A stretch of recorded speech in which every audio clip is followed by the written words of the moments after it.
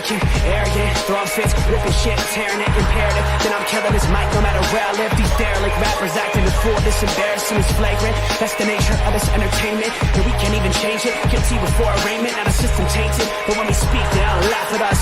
And y'all wonder why I'm lacking trust. Trying to fight a giant with attorneys that can back them up. That's church versus science, both sides start acting up. I'm late on my assignment, hopping up a mile high, climbing, obviously never silent. New alignment, I'm defiant, can I describe it? Used to describe it as a young graffiti artist. Before the beard, I always got carded.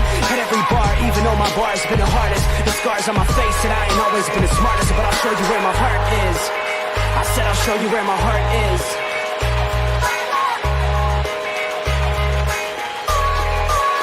I can show you where my heart's at. See it on my sleeves. Even if the beat stops, my soul will not leave. If I never stood tall, nobody will ever see. I can show you where my heart's at. See it on my sleeve. I can show you where my heart's at. See it on my sleeves. Even if the beat stops, my soul will not leave. If I never stood tall, nobody will ever see. I can show you where my heart's at. See it on my sleeve. I can show you where my... The type of guy that would ride with a breeze. I'm higher than most people. I'm cold and icicle freeze. I'm liking to Mike Tyson. I'm a bison, a beast. I'm hot like Jamaica, like right by the beach. My pops is from a spot where they're fighting for peace. 8 years old, out there watching people fight in the streets. All these sirens only make the violence increase. Yeah, we're still not loving police.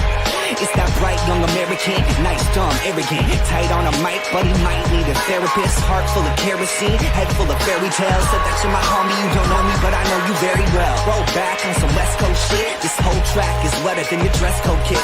About to hit the track, running on some retro fit. I guess so lit, I guess so bitch, now let's go.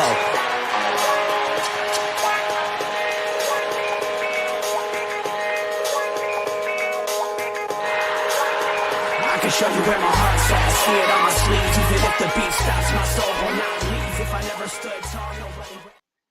Ladies and gentlemen, Tuesday, April 18th, hanging with my boy. We're back. That's a sweet sweater, my guy. That's a sweet sweater, as they say. Nice. It's getting warm enough that it's almost too warm to wear it, but it had to be done. Hard to beat the old Nordiques Avalanche version. That's just. I like it. I still need to get a regular Avs jersey, but this was I just got this one on accident. So on accident? That's a pretty good accident. Yeah, I was ordering for somebody else, and they were gonna get the same jersey as me. I canceled out mine, but then when they sent the jersey, they still sent it in 3XL versus like I think the guy I was switching out for was like a medium. Yeah. So he tried it on, and I was like, bro, like you could wear that as a night dress, like nightgown style. Yeah. Like, so honey, what do you think? You like it? How about we just I'll take it off your hands and I'll put you in for the next order, and I finally got him his jersey, so it worked out. Solid. All right. Well, Pinky, I don't think there's always time for nonsense, just not to start the show today because we got a lot to cover. Gonna have to eat some crow again because I made a mistake last week, so I wasn't paying attention to what I was doing. NHL playoffs do not start May 2nd, Pinky. They do not. They started yesterday. They did. May 2nd was last year because of the Olympics and things got pushed back, and our boy Cody hit me up and he's like, hey, love the show. You're wrong. And I was like, what am I wrong?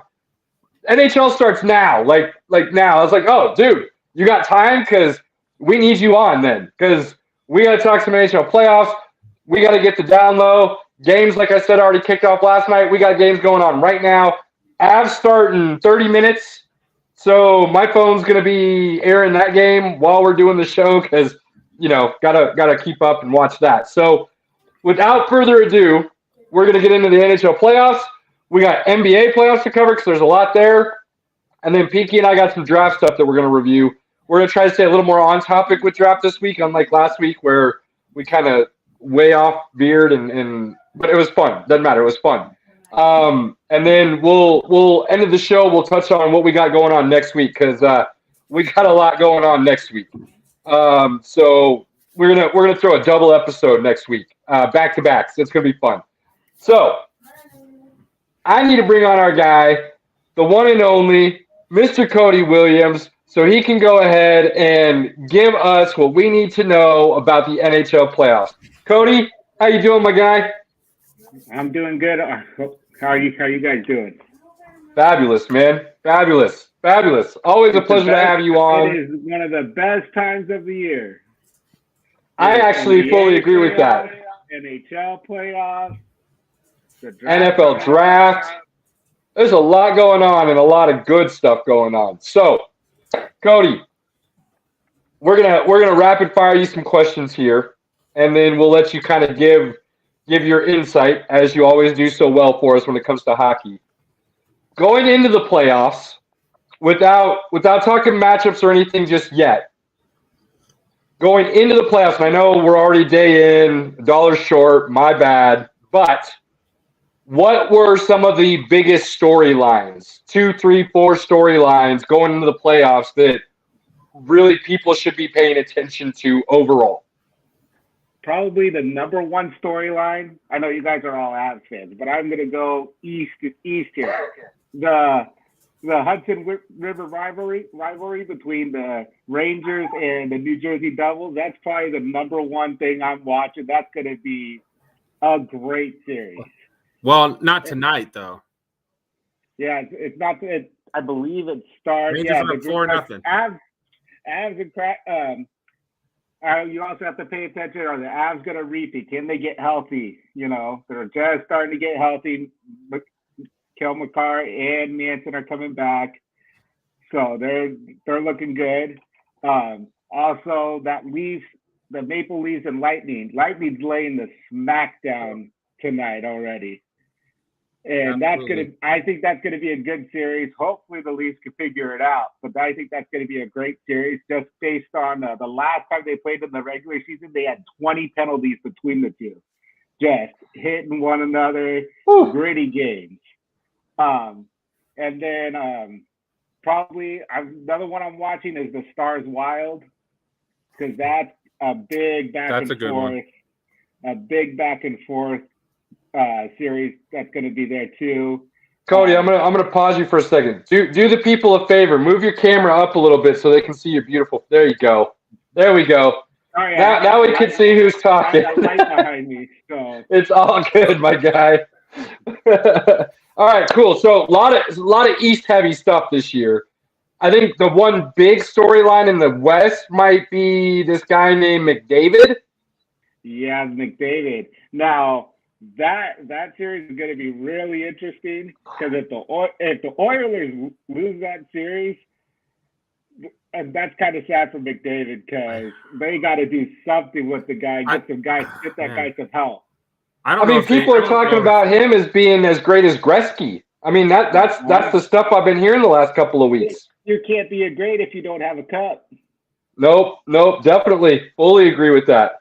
Hard to get a cup without a good goalie, though. Exactly, that's what's going to hurt him. You can losing overtime last night to the Kings. That's rough.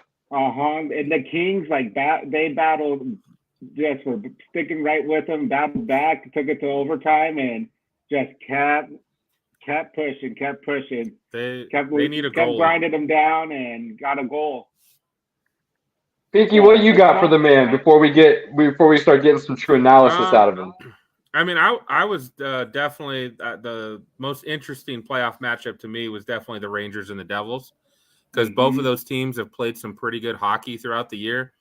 They both had some moments you're just like, wait, what just happened? Like, they'll play really good for like a stretch. Then they'll have like a stretch where it's just like, wait, is that the same team I was watching? And they. Oh, so you mean like every NBA team losing to the Houston Rockets out of nowhere? Kind of like that? Pretty much like that. So. All right, well, let's jump in, Cody. I think that's a great place to start, because I'm really intrigued by that matchup as well, especially with the Rangers trading for someone I felt, and we talked about, a month or two back, getting Kane, and wanted to see the Avs go after him. So the Rangers loaded up to go into the playoffs. Mm-hmm. Yeah, they did. They also grabbed Vladimir Tarasenko from the Blues. They grabbed him early on and going into that deadline. So they got some depth. They have pieces they know what they needed to build to beat the Bruins down the line, and they went out and got it.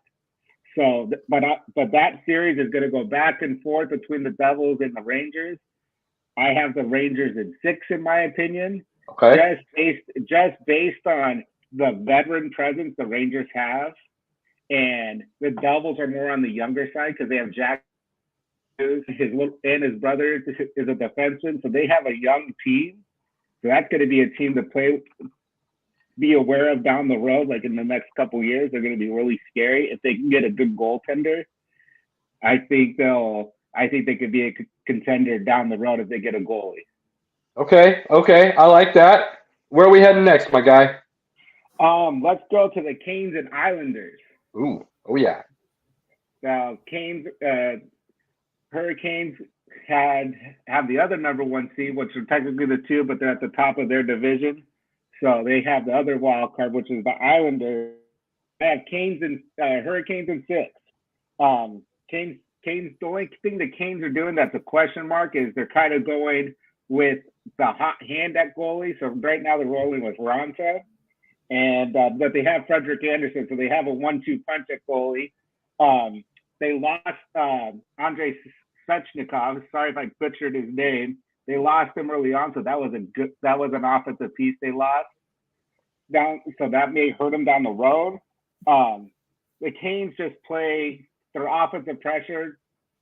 They get a lot of shots on goal. They just play more a bigger offensive style. But the Islanders, they were in 5th in the most hits across the season. So the Islanders will just wear you down with a lot of hits. Now, correct me if I'm wrong, but if I remember correctly, last year you actually had the Canes as a dark horse, possibly to get to the Stanley Cup. Are they still in that realm this year? I mean, it's going to be the East is going to be a slugfest for sure. Even though everyone is taking aim at the Bruins because of course you want to knock off the top spot, but my dark horse this year is going to be the Rangers. Okay, I like that. I mean, they do have arguably, like you told us before, the number 1 goalie in the league, and then they've got that firepower they added, so that makes sense. Okay. Yeah. Next. So now we're gonna go Lightning and Leafs. Lightning's just blowing them out right now. But the Leafs picked up some players. They picked up Ryan O'Reilly with a trade this year, so that's a good piece. It's kind of taking a load off John Tavares, kind of giving him more space. But if the Lightning could play like they're doing now throughout the whole series, I just see the Lightning going. I think the Lightning's going to go deep. I just think their experience. Yeah. They've got a great goaltender. They know how to play playoff hockey. Yeah, of course. Playoff hockey, the Lightning just flick the switch and just get going. That's all. Well, and this is the same team basically that won back-to-backs and then lost to the Avs last year in the finals, right? They didn't make a lot of changes. I personally think if this isn't the last ride with the Lightning, then you start looking at blowing up the dynasty down the road. If they don't win it in this year or next year, you got to start trading away some pieces and start rebuilding. In my opinion. It sounds like you've got the Lightning ruining Toronto's year yet again. Yeah, that's going to be another. But they're just going to add to the curse because poor Toronto. If Toronto loses, you got it. Austin Matthews is going to want out. That's a great point. They're just kind of wasting his career right now. But for the people that may not know, Austin Matthews, top 5, top 6 guy in the league. He's up in that range, is he not? I would say he's probably top 6 easily. He's one of the bigger names, and of course, if you're a Toronto Maple Leaf, your media level is going to be right up there because you're under a microscope there in Toronto, and people are saying that he secretly wants to go home and play for the Coyotes, and I'm like, why would you do that? Oh God, no! I've heard it multiple times, and I'm like, why? But I have. Oh, that would be career suicide. Yeah, career suicide. So he had a down. I mean, compared to last year, it was a down year. He had 60 goals last year. only 40 this year, which is still pretty Only good. 40. Yeah, only 40. Poor guy. Still pretty good. Still pretty good. I have Lightning in 6 there, so. Oh man, that's rough for Toronto fans if that goes down like that. Especially if the Lightning play like they've been. I see the Leafs taking a game or two, but I have Lightning in 6. Okay. So Now, the big dogs that everybody's gunning for. What do we got here? Oh yeah, that's Boston and Panthers. I have the Bruins in 5. So gentlemen's sweep. You're letting Florida 1. Okay. Yeah, I'm gonna give the Panthers 1. The Boston's just too deep. They got the most wins in a season. Most points and wins, right? In NHL history, regular season. Which just adds on to the curse. Yeah, man. That President's Trophy curse just got real heavy for them, did it not? Yeah, I think so. But right now, I don't know if you guys heard, but Boston has a flu bug going around through their locker room. It's a referral from. So Patrice Bergeron missed game 1. He should be coming back though. And it's I hear it's kind of jumping around through the players. So. And they still won. I mean, they still won missing a couple guys last night. They still won because they have such amazing depth. Right. So, I mean, but the Easy, take the dog off the tile floor. I give the Panthers a win because they beat Boston twice this year. So I think that's why I'm giving the Panthers can win a game, maybe 2, but I mean it's playoff hockey. The Panthers do need to stay out of the penalty box because they're 24th in the league in penalty kills. That's not very good with playoffs. So they need to stay out of the penalty box. But I see Boston moving on. So. All right, so you got New York, Boston, Tampa, and Carolina moving on.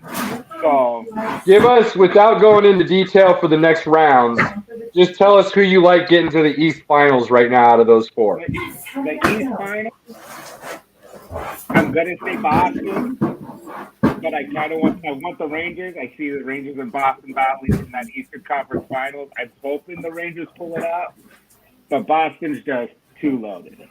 Okay. All right. Look, guys, let's be honest. We cannot have the Celtics and the Bruins in the finals in the same year. We just can't do it.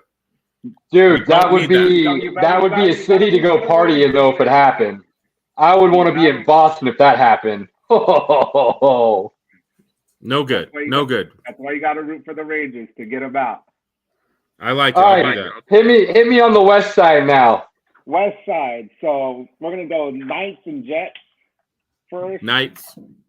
Now the Knights are the number 1 seed in the West, right? They're the overall 1 seed. No, the Avs are, I believe.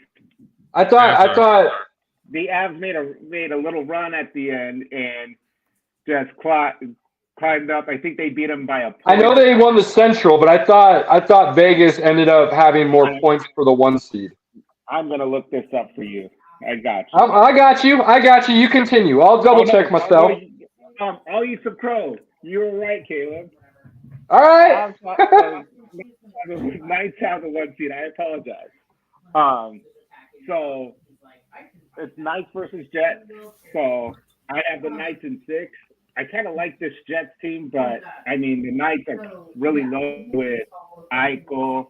They have Mark Stone, Magic. They pulled the Knights pulled the long-term IR trick. Right. Mark Stone magically coming back. Now, you think he'll be able to get into skating shape quick enough to make a true difference? I mean, obviously he's a talented player, so he won't make a true difference. I mean, he's a weapon you got to pay attention to, so it gives space to the other players. Okay. I mean, that's another depth piece. Just one more guy you have to worry about. Okay, so, I like it. Yeah, but the Jets they do grind it down. They play fast. So the Jets and Connor Hellenbuck, the Jets goalie, can steal a game or 2 from him. So he can make this interesting. So I have the Jets. I have the Knights in 6. Okay. I got the Knights in 4. Oh, Pinky's got a sweep. Okay. I like Cody's answer better because it forces the Knights to skate a little bit more. I can see a point, but you want to wear out this Knights team so the Avs get a nice little break. Hell yeah. We played pretty good against the Knights all year, so I'm not super worried. Okay, so next we're gonna go to the Stars versus Wild. That series is going to be a great series. I don't know if you watched last night, lots of hitting. The Stars goalie's a stud. Jake Ottinger, he's a stud goalie. But I have the Wild in 7 because I don't know if you saw Matt Dumba of the Wild's hit on Joe Pavelski. It was a clean hit. But Pavelski needed help off the ice, and he was seeing some stars. So Cody, help me out. Why is it that everybody seems to be worried about the Wild? Like every time I hear somebody talking, it seems to be that nobody wants to play the Wild, and not necessarily that anybody's picking them to go very far, but everybody's talking about how they're a dangerous team. They are a dangerous team. They have a lot of scoring depth with at the top, Kirill Kaprizov. He's a talented scorer. He's on the rise to be a top 5 player. They have the defensive depth with Matt Dumba leading the way. Brodin, he should still be there. And then they have a 1-2 punch with Marc-Andre Fleury, and then they have another goalie, but that's starting over him. So they have a 1-2 punch. When you know Marc-Andre Fleury, he can come in and control a game for you if needed. I mean, that guy is Mr. Playoffs, is he not? I mean, what he did for Pittsburgh all those years, and then the Vegas Knights, and now with the Wild. Mm-hmm. Yeah, and I'm shocked they haven't. They didn't play him yesterday. I was kind of shocked. They started. I'll look it up right now. Sorry. Yeah, come on, Cody. You don't know this goalie's unpronounced name? They started Philip Gustafsson. Okay. Yeah, so they have him and Fleury together. So, I mean, I have the Wild in 7. So that's going to be a brutal series for sure. And then we're going to go to Oilers Kings. Now, and I hate both teams. As a Ducks fan, I hate them. But I mean, McDavid's probably the best in the league, easily. You have Leon Draisaitl. They have a lot of scoring time. They put up some points. Hopkins. Yeah, Ryan Nugent-Hopkins. Yep. Who's this guy over here throwing out all these hockey names all of a sudden? Hey, he's learning. A year ago, you would have never thought. Look at my guy over here. All 3 of those guys had more than 40 goals. Mm-hmm. They sure did. The one thing that's going to hurt these Oilers, and this is why I'm going to Kings in 7, is their goalie situation. Oh, you just did that? I just did that. Oh my goodness. Kings have playoff hockey history with Anze Kopitar and Drew Doughty. They still have a small little core still going. They brought in some depth goal scoring over the last offseason, so they have a good team. As much as that breaks my Ducks' heart, but that's tough, man. I mean, I do know the Oilers, if they play fast and aggressive, man, they can score in bunches. They can pop 3 goals on you real fast in a blink of an eye. 2 things that sends off lights for me real quick, and then you can touch on them. First off, you've got arguably the most potent offensive team in the league with the Oilers, and they went to the Western Conference Finals last year. And then you've got the Kings, who you're talking about having this depth, but they did dump Quick during the middle of the season. They did him dirty. Does that not having him in net end up costing them in the playoffs? So those are the 2 things that kind of go off in my head. Well, they did in this Jonathan Quick trade. They brought over. I'm not sure the skater they brought over, but they brought over Jonas Korpisalo, who's their starting goaltender. And ever since they brought him over, he's been playing really good. Okay. A different because Jonathan Quick during the season when he was with the Kings, I think he was averaging. I think his goals against average was in the mid threes, like 3.4 or something. Ooh. So he wasn't having that great of a year. He was on his down slow. So they traded him to Columbus and brought over Jonas Corposalo, younger goalie, better numbers. So he can easily steal some games. So that's why I went Kings in 7. Okay. So Now our boys. What are our boys looking like? Our boys, Avs versus Kraken. So someone may yell at me, but I'm gonna go Avs in 5. I like it. I don't see them sweeping. Maybe 6. It may go to 6. Kraken is probably one of the better 5-on-5 hockey teams in the league. I think they were top 4 in most 5-on-5 goals. Oh. So for the Kraken to be competitive in this one, they got to stay out of the penalty box. Okay. Fellas, Tampa just scored again. It's 7-2. Game 1. It's game 1, Toronto fans. Don't freak out yet. It's game 1, but Lightning just. It's at home though. Yeah, Lightning flicked the switch, the playoff hockey switch, real quick on the Leafs. So let's go back to the Avs Kraken. Like I said, Kraken's got to stay out of the penalty box, so they play better 5-on-5.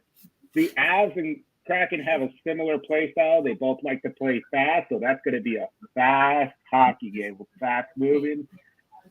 Kraken has a youngish team starting out, so that's why they play so fast, because they can't compete with the grinding, but they can turn it on. But I like this Avs team just because they're getting healthy.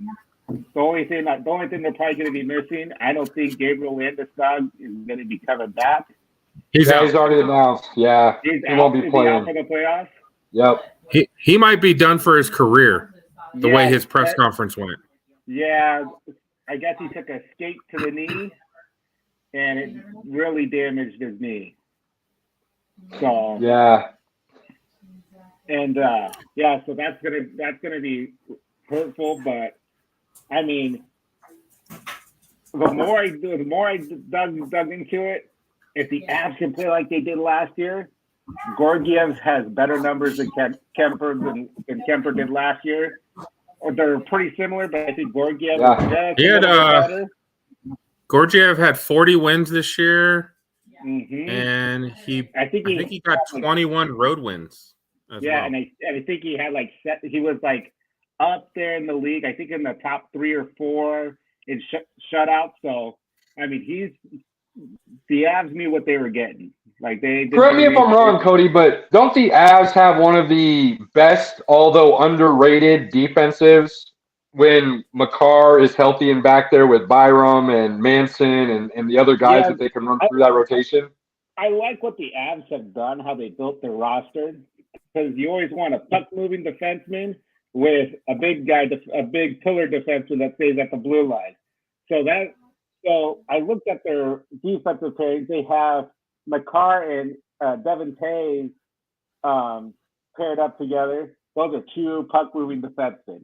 So they kind of rotate down and get in the offensive play. So they kind of just take turns going down there. Now they have Manson paired up with Gerard, I believe. And Gerard's a puck-moving defenseman. Manson's a big pillar. He is. The line. Manson is my favorite former. You talked him up last year real well. You're a big fan of his coming from where he came from. So we got some good in-depth information on him for sure. We're glad we got him a ring. I'm glad he got a ring too. And then they have Jack Johnson, and then in that last pairing. So they have good pieces for penalty kill, good pieces for power play. So you always want a puck moving defenseman on a power play, to give that quarterback style, which that's why I'm glad McCarr's back. That's a big help. So I have Avs in 5. So now, who's in the Western Conference Finals, and who do you see representing the West?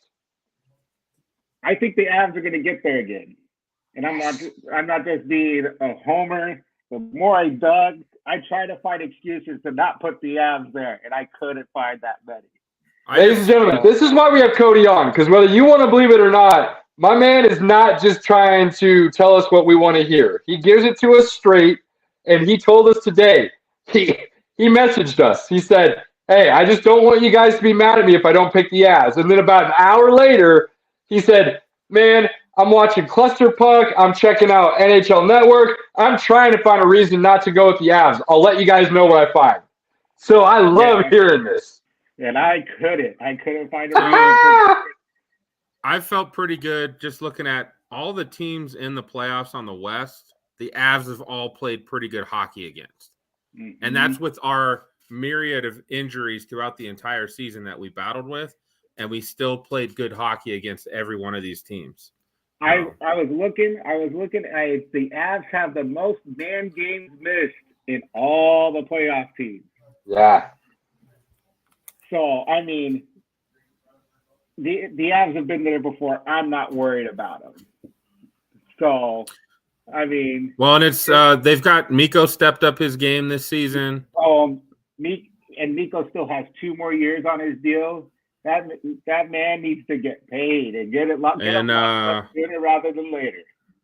You know, JT Compher has upped his game. Yeah, Alex Newhook.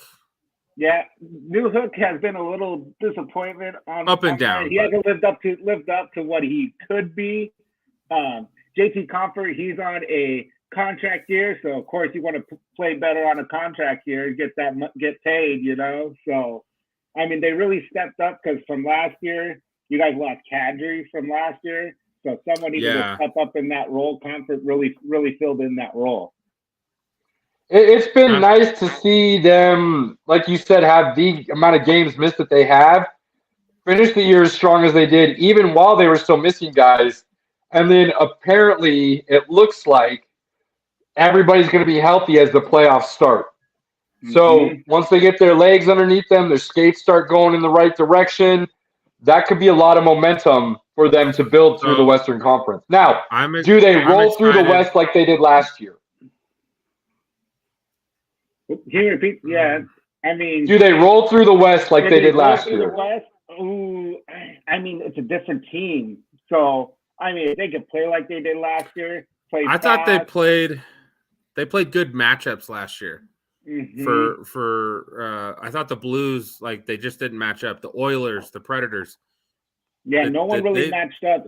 What the West did is you always want to build to beat the next guy in line. So the West kind of built up to compete with the Avs. So it's going to be a whole different game, a whole different year with them, playoff year.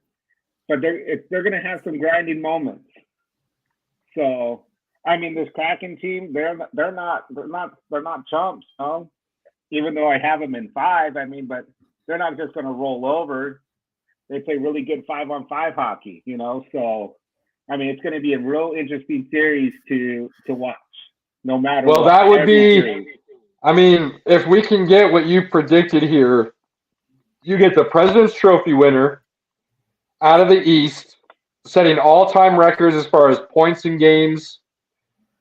And then you got the Avs, the defending Cup champs, looking to build that dynasty. Man, that would be a hell of a Stanley Cup series. The Bruins never played the Avs at full strength this year. Yeah, so the Bruins whooped up on us a couple times, but they never played us at full strength. So that'll be kind of a different experience for them. But also the Avs never played the Bruins at full strength. They missed some games. So, I mean, it's going to be that if those 2 teams make it to the Stanley Cup, that's going to be a 7-game series, and it's going to be grinded. And some games are probably even going to go to overtime, maybe double overtime. Love it. That's what playoff hockey's about.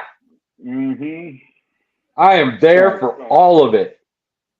It's definitely a fun time of the year. As far as postseasons go, it's March Madness, NHL playoffs. Like, I don't think Pinky, you say what you want, but I don't think it gets much more intense. Games mean a lot more every minute for whatever reason. They say the cup is the hardest trophy to win because you have to I agree. win. Yeah, you could possibly be playing 28 games. You have to win 16 games of just nothing but hitting, nothing but hard ice you're landing on. I mean, it's a battle to get there. And let's be honest, the Stanley Cup is the coolest trophy in all of sports. Uh-huh. That's without question. That's without question. And the coolest thing is the Avs dented the cup last year. As they were taking the team photo on the ice. The picture right away. They're like, screw any of this stuff. We're not worried about any of the worries or anything else that people are scared of. We're going to do what we want with the cup. You guys will repair it, and we're going to go win. I tell you, Cody, being a sports fanatic, going to many different events, the Avs parade was awesome. Like, it definitely sticks out in my memory, and it was a blast of a time. So, well, Pinky, here's to hopefully another one. And we'll bring more whiskey this time. We ran out at the parade. It was a lot longer of because we were at the very end of the parade route. So it was a lot longer for us to sit there and just hang out. And we ran out just like that. And then the parade got there. I got tons of great pics. We actually got halfway to the stage when they finally got the players up on the stage. Landeskog was acting a fool. The whole crowd sung all the small things with confetti and some rain falling down. It was awesome, man. It was awesome. I love it. Cody, as always, we much appreciate you, sir. Thanks for giving us the lowdown on what to expect here in these Stanley Cup playoffs, and we'll see how things play out. We might just have you on again for the Stanley Cup Finals. No worries. You're welcome Sir, anytime. you have a wonderful evening. Thanks for having me. Later, buddy. That's good. That guy gives us exactly what we need to know when it comes to the NHL playoffs. I'm getting better, buddy. I'm getting better. Dude, you are. I'll tell you what. A couple years ago, I would have never thought that we would get to this point with you. But I'm very proud of you. Very proud of you. betting hockey and paying attention pays off. It does. It absolutely does. That'll happen. Those things will happen. So you want to make sure you get to keep some of your money, you better know what you're doing. Cody knows what's up because I'll sit there and just send him a message like, hey, bro, what's the bet for today? Who's going to win? Nice. I won a couple good 3 or 4 team parlays just, talking to Cody. So take advantage of that. Take advantage of that when you can. Cody's still hanging out. I mean, do we just want to have – if he wants to talk some NBA, he's welcome to hang out. I mean, if he's still around, you want to bring him back on, I'm all for it. If Cody wants to talk some NBA, I'm cool with it. I'm going to grab another beer real quick. Let's see if Cody wants to jump back in here. He's got a smile on his face. Ladies and gentlemen, the man, the myth, the legend, Cody. You got some time? You got some time to chat up some NBA?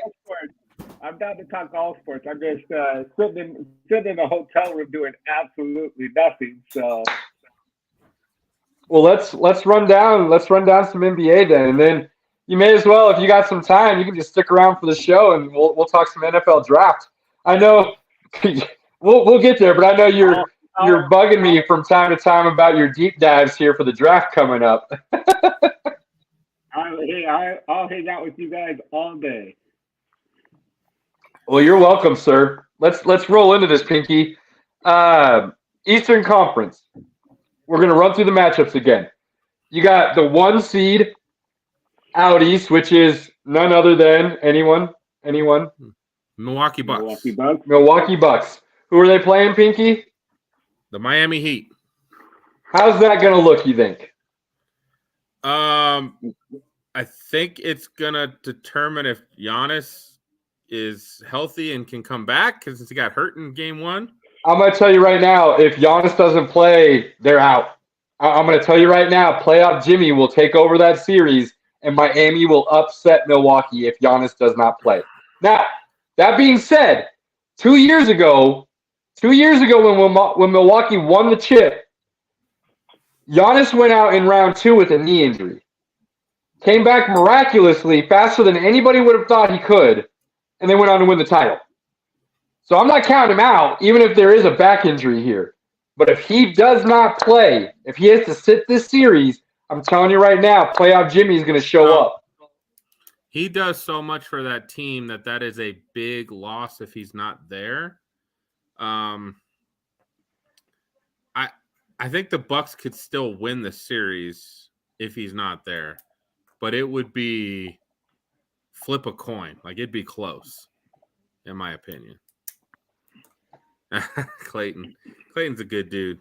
Yes, he is. I'm telling you, playoff Jimmy will find a way to make sure that the Bucks go home early if Giannis does not play. I'm telling you right now. Pay attention to that because that's a big, big deal. Yeah, I don't doubt that. Jimmy Butler, I mean, the guy's a really good player. He really is. And the Heat have a pretty good squad. I still like their coach, Eric. I think Eric Spoelstra's still there, right? Yeah, he's one of the top coaches in all of the NBA. Spoelstra is a beast. I think he's a really underrated coach. So now, keep in mind, Heat won game 1, so the Bucks are already down a game, and they didn't just beat them; they hung 130 on one of the best defensive teams in the league. And that's without Tyler Hero, who will be out for 4 to 6 weeks with a broken hand. So that is a loss for Miami. Not anywhere to the same level as Giannis being out, which is why I think playoff Jimmy can still get done with Adebayo and the other guys they got around him. Kevin Love, some of the vets. The Heat have trouble scoring points at times. Hero helps with what they get. They got lucky. Kevin Love actually came off the bench and had a really good game. Kevin Love's a vet, boy. Kevin Love can ball. Not at the level he used to, but he can ball. But the Bucks got hung 130 on him, and you're supposed to be one of the best defensive teams in the league. That's not a good look. Well, and I'm telling you, playoff Jimmy's just different. He's just different. So pay attention to that. 2 seed. Pinky, where are we at? 2 seed? That's the Celtics. That is the Celtics. Who are they playing? They're playing the Hawks. The Hawks. And how's that series going? It's going to be Celtics in 4. Just damn right it is. Move on. Keep going. Trae Young just got voted today by NBA players, a straw poll that they had. And you can never be too sure on these because who did they really talk to? How many guys? Sometimes you don't know. But Trae Young was voted the most overrated player in the NBA. So, Caleb, you had this take maybe over a year ago, and I've been paying attention this season. When you look at Trae Young's stat line, if you look at his points, you're like, oh man, he had a good game. Then you look at his stat line, and you're like, whoa, he's like 8 for 23, and like they're not good. Like it's just not a good team player. Yeah, he'll hang 30 with 10 assists, and you'll go, And then you go look at the box score, and you look at the whole box score, and you go, oh wait, he had 7 turnovers. He shot 27% from the field. The things start looking like, actually, no, I'm not there. If he would find a way to take smarter shots and take care of the ball, he could be a top 5 point guard in the league. But it's not his nature. It's not his nature. So I've said he's overrated. I'm not a Trae Young fan. And I hate saying that because I like the guy. I like his attitude. I like what he did in New York a couple of years back. Coming off and hitting shots and just doing the ice tray. But I've said he's overrated, and he's proven it. Hawks got blown out 2 games in a row. Pinky's right. It's going to be a Celtics sweep. Pinky, 3rd seed. Who you got? Give it to me. It's the 76ers. And they're playing the Nets. And they have had a couple the scoreline may not show it, but I'll tell you right now, those games have been a lot closer than the Sixers would like to admit. They're tough games. The Nets are actually it's funny, the Nets are actually playing good basketball without Kyrie, without Kevin Go Durant. figure. Huh. And Weird. they're still playing good ball. You mean a team plays well once Kyrie leaves? Wait, where have I seen that before? Yeah, Boston, now the Nets. Where were they playing better before he got there? Oh, yeah, Dallas. Yeah, great Rucker Park player. Great Showtime individual. Bring the crowd in. Put your name on the marquee. Ball-out player. I don't know what it is. I'm not in the locker rooms, but I'll tell you right now, I would want Kyrie nowhere near my team. Period. End of story. Clayton had a question for you, Caleb. You know, Clayton, honestly, the Bucks are the best defensive team in the league. Miami has been known to play defense. This has been an off year for them. They haven't been playing nearly as much as they have in the past, but they could always turn it on a little bit. Boston, honestly, is a really good defensive team, especially with their 2 wings in Tatum and Brown. And then you mix in Marcus Smart, defending defense. Well, not defending anymore because Jaren Jackson was announced as a defensive player this year. But Marcus Smart, last year's defensive player of the year. I would say Boston is the best defensive team in the league right now if Giannis is out. If Giannis plays and is healthy, he's got to be healthy. He can't be a 70% Giannis. He's got to be healthy. Bucks are the best. With Holiday and Lopez, they're strong. But I would say Boston is right now, especially if Giannis is out. Sixers, I think, will sweep the Nets. Nets might get a game, but we've kind of already expected that. But the Nets are going to make the Sixers work for it. There's no doubt about that. I will say Embiid has been balling. What just happened there? It's always nice when you get a bunch of spam. It means people are paying attention to you. Well, that just happened. I don't even know what that is. World famous. Sorry, guys. We got some spam in our chat out of nowhere. We got some Middle Eastern written nonsense is what I'll call it, which I guess fits into the show. So more power to you, whoever you are, for spamming the show. We're glad that we're popular enough for you to do so. Sorry, threw us off. Apologize. Back over here. Sixers, yeah, they'll sweep them, but the Nets will put up a fight. I will also say the next series is the one I told people to pay attention to. It was going to be one of the most fun series to watch, and that's the Cavs and the Knicks. Absolutely. And the Knicks took game 1. Kind of surprised that happened, but I did say Cleveland is a young team. And other than Donovan Mitchell, there's not a lot of experience there. So I think the moment was a little bit much for the Cavs for game 1. They found their center. They came back, and they smoked the Knicks tonight in game 2. Smoked them. They look dominant, top to bottom. And when they have all that talent with Mobley and Mitchell and Garland and LeVert and who's my big guy? Why am I drawing a blank on my guy with the fro? I love him so much. And I'm going to draw a blank on his name out of nowhere. Jared Allen. Jared Allen, thank you. They got talent, a lot of talent. They are young, but they are super talented. Still think the Cavs will win this series. But like I said, it's going to be about a 6-game, maybe even 7-game series. We're going back to New York now. There's nothing like playing in the Mecca. Playing in Madison Square Garden is a different level. And it's going to be interesting to see what the Cavs can do in Madison Square Garden. Mitchell's already had high-level games in Madison Square Garden, but that's regular season.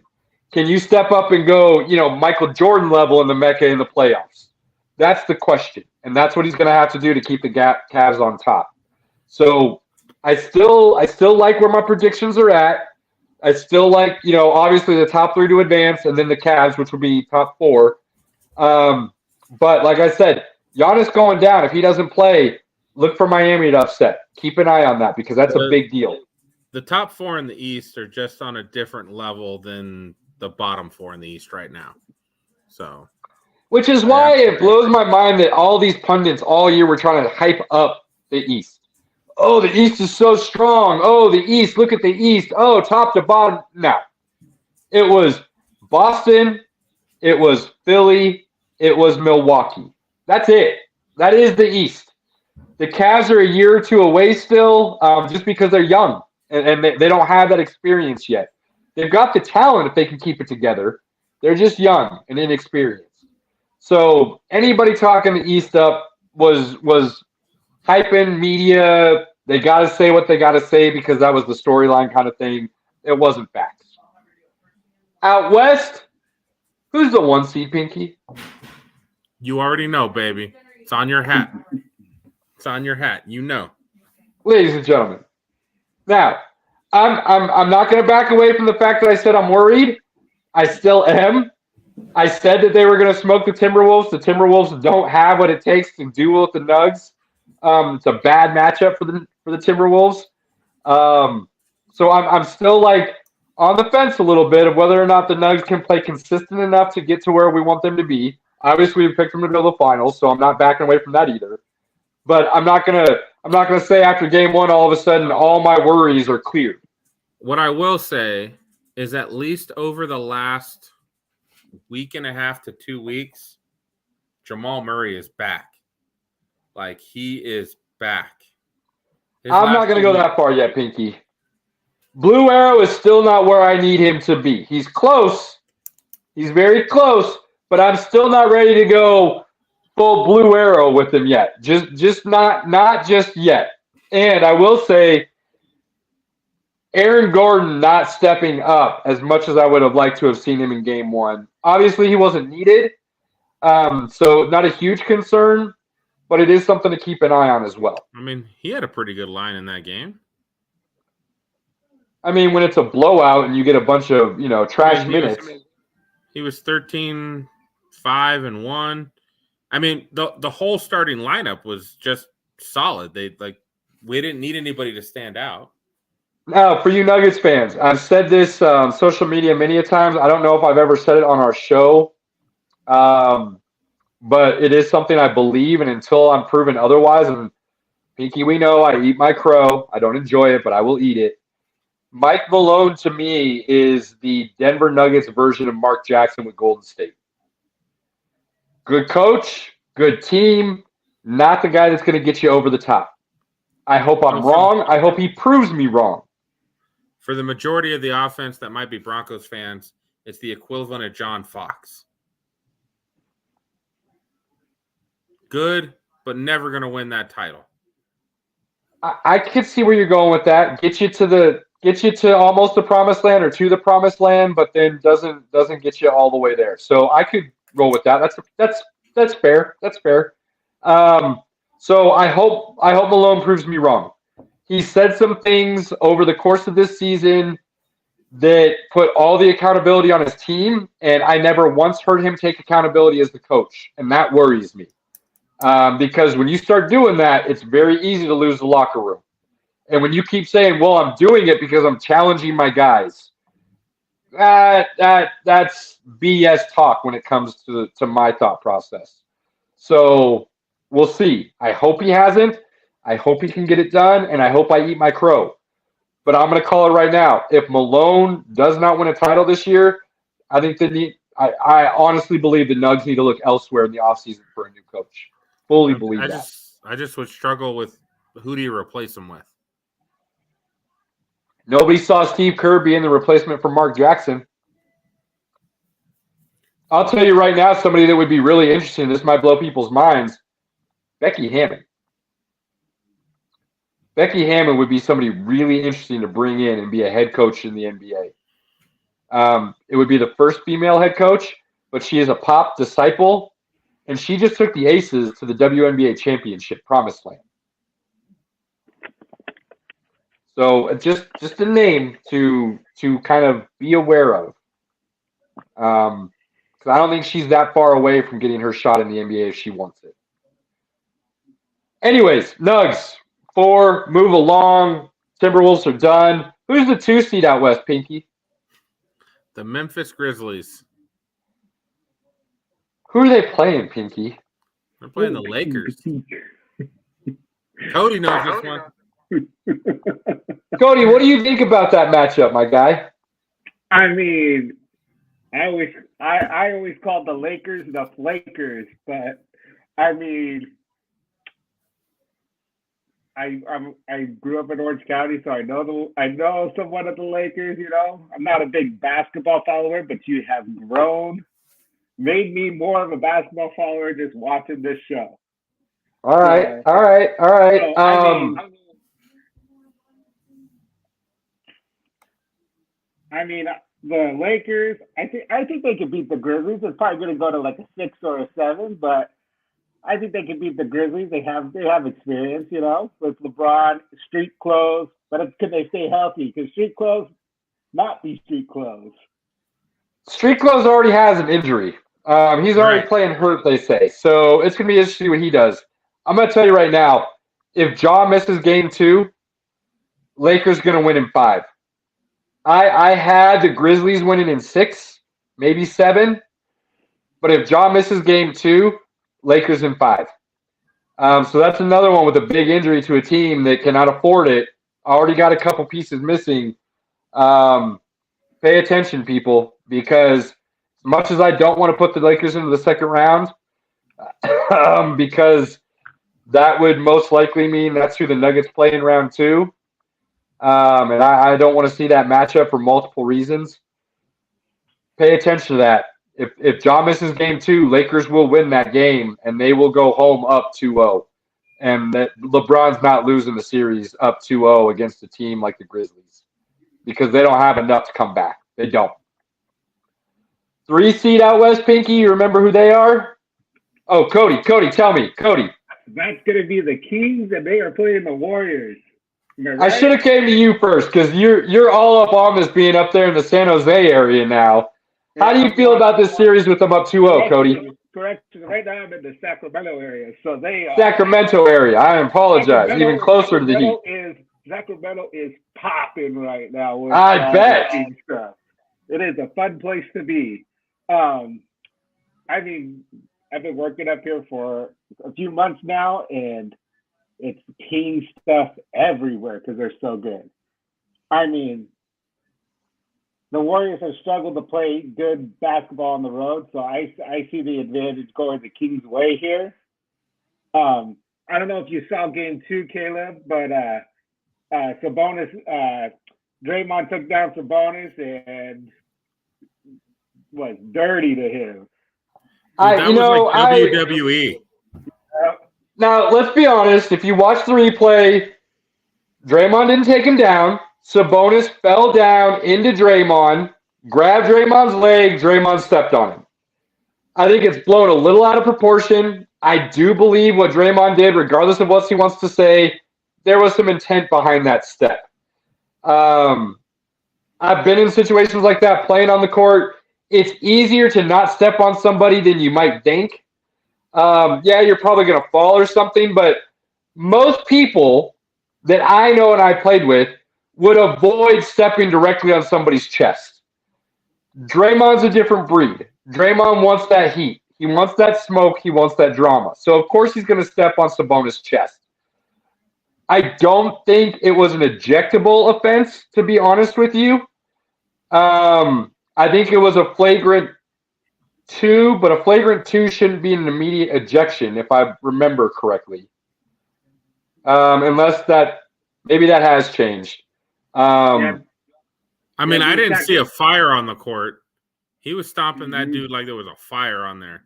That was definitely he did the stomp and then the quick jump in the air like I didn't mean to do it kind of thing. But Sabonis grabbed his leg. Regardless of what Sabonis wants to say, I was protecting myself, my ass, dude.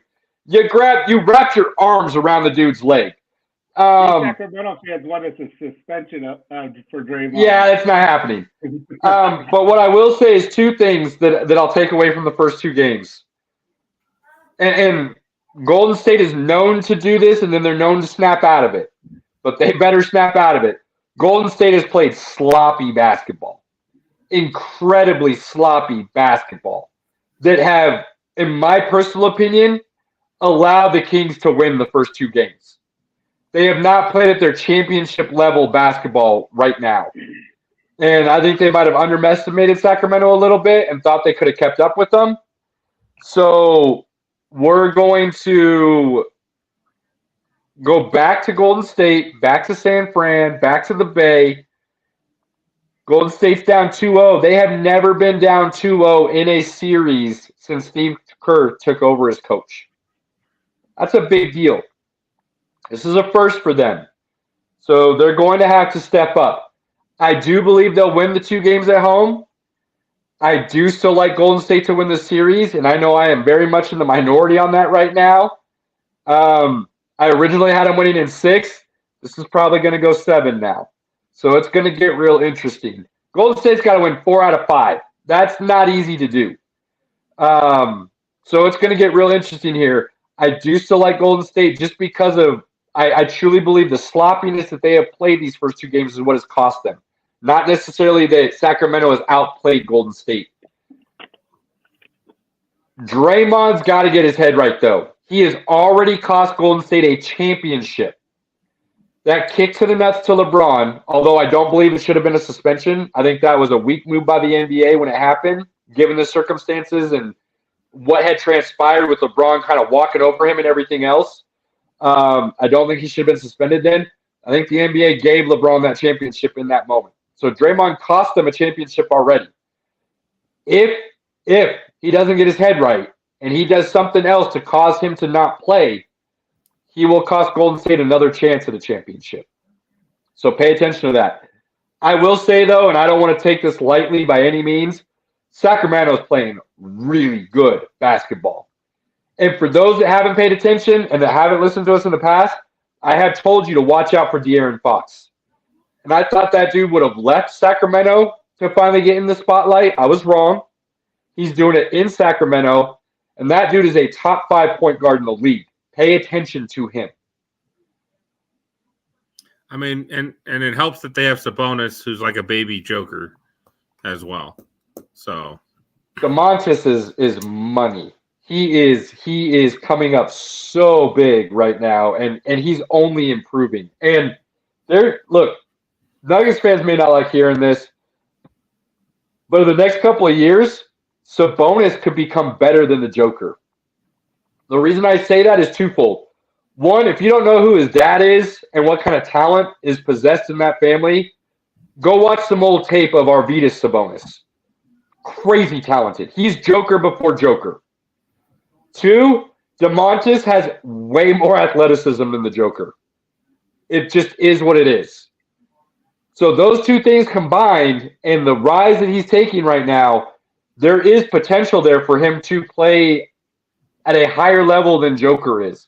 And Joker's still improving. So I'm not taking this lightly. That's just how much talent I think DeMontis has in him. At least to be on the same level as the Joker in the next couple of years. Crazy talented. So Sacramento's in a good spot. It will not surprise me at all if they go ahead and just sweep Golden State, in all honesty. But I am sticking with my pick. I still think Golden State, that championship mentality, Steph Curry, Klay Thompson, Draymond, and the boys can still get it done. But it's an uphill battle now. We'll see. 4-5 matchup. I said you need to pay attention to this. I said it's going to be crazy. And Pinky, who did I pick in this 4-5 matchup to win? Did you pick the Clippers? I did, sir. Okay. I did. He put me on the spot. I wasn't sure. I said because the Suns are they're 4 dudes. 4 dudes. That's it. They are Durant. They are Booker. They are Chris Paul, and they are DeAndre Ayton. Now, Ayton has not played at the same level this year as he did years past. Chris Paul has taken a huge step back, and it shows. He's still the ability to lead, but he's not the dude he used to be. So you're really looking at 2 dudes in Booker and Durant to get it done for you, and that's it. And I think they missed Bridges, to be honest. Oh, the Durant trade, I don't care what anybody says, the Durant trade, in my opinion, made them a worse team than they were with Durant on the team. And I know that sounds crazy, but the pieces they gave up in that trade with Cam Johnson and Mikal Bridges, that was their defense and their depth all in one. And you got rid of all of it. So now you don't have anybody to play defense. You don't have any depth outside those 4 starters. And like I said, you play those 4 starters and you throw in Joe Schmo as the 5th guy. It really doesn't matter. But you're playing against a better defensive team in the Clippers. And PG's not going to play this series. It's been announced he will not be playing in the series. So you're looking at just Kawhi. But Kawhi is going to play better defense on Durant than Durant's going to play on Kawhi or anybody else. And then Westbrook came out like it was his God-given mission to shut Durant down. And he played some great defense on Durant in game 1 and was a big reason. Regardless that he went 3 for 19 or whatever it was, that didn't matter. Because what he did on the defensive end, the energy he brings, the way he can push the ball on the offensive end, it's big. And I said to pay attention to that because he's got something to prove. And while he may not have great shooting nights, he will find other ways to get things done. And that's exactly what he did.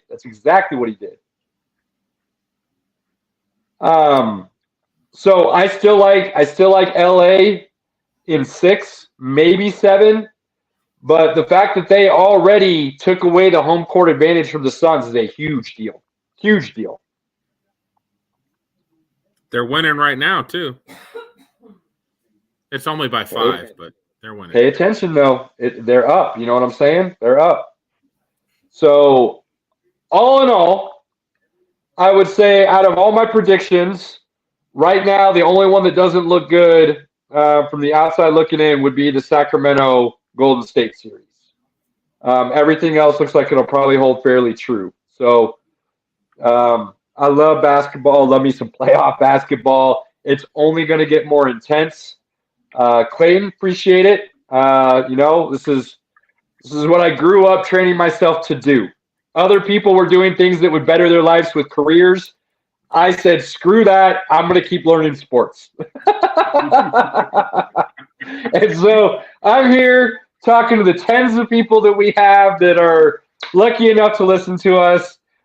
We appreciate all of you, and I'll give you as much inside depth as I can. Cheers.